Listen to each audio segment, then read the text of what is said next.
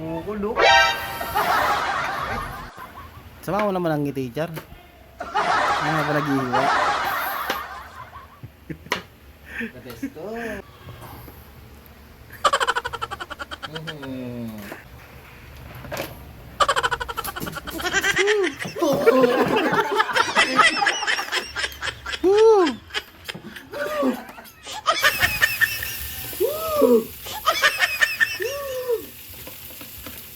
Well, back in the lowlands, a few moments later, moments later, moments later, more moments later.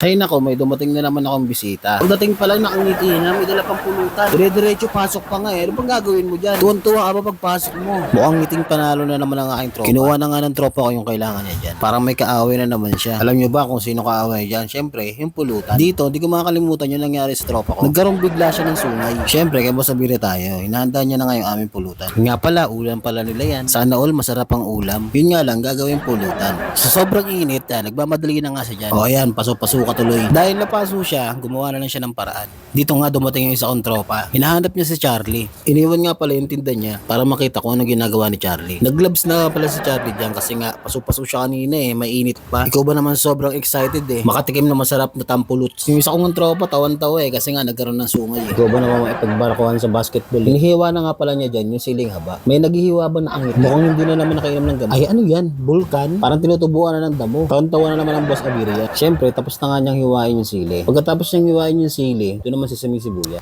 O anong gagawin mo dyan? Tinitignan mo pa yung sibuyas. Hiwain muna kasi. At habang iniwan yung may kinakuha na naman siyang ginawa. Basta Abiria talaga eh, no? Magaling eh. Tawan-tawa nga kami dyan kung anong pinagagawa sa sarili. Habang may ginagawa, kung ano-ano pumapasok sa isip. Parang may kakaiba na naman sa tawa niya, kaya ganyan. Parang may pinaplano na naman siya. Pasok, intro.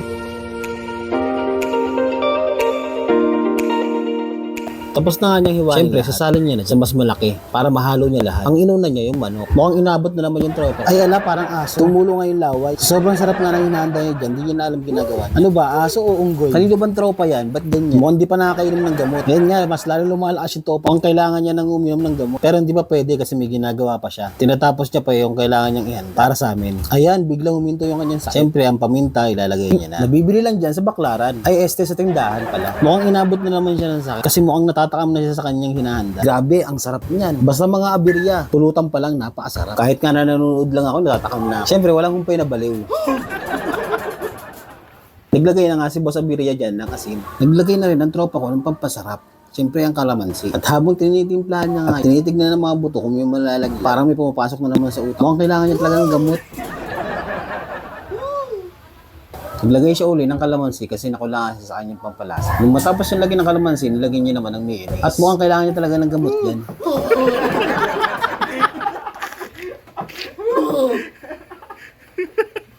At dito, hinalo-halo niya na para mag-combine lahat ng lasa. Dito, hinapcook lang namin yung aming handa. Para yung mga ricado, medyo luto at hindi crunchy. Dito, medyo okay nangangain tropa. Minsan kasi nawawala kanyang sakit, minsan bumabalik. Pag inabot, mas grabe. Dito, tapos na ang aming handa, finished product na nga po. Dito, di na kami nakatiis. Siyempre, ang unang first bite, si Boss Abiria, siyempre. Pero, uminom muna siya ng gamot niya. Ano ba yan? Nabigla ka. Siyempre, ito na nga ang first bite niya. O ano masasabi mo sa lasa? Okay daw, ibig sabihin masarap. Siyempre, titikman din niya ng aming tropang may sungay sa ulo. O bakit na-applicate ano, nagdadasal ka ba? Ano pinagdadasal mo, pre? Sana wag kang malasing ngayong araw. Oops, teka, ito na nga yung kanyang first bite. Pre, anong masasabi mo, pre? Masarap ba? Mukhang ninanamnam mo pa yung lasa. Bakit na ang iwi? Hindi ka ba nasarapan, pre? Ano nangyari sa'yo? Kinilig lang pala. Salamat!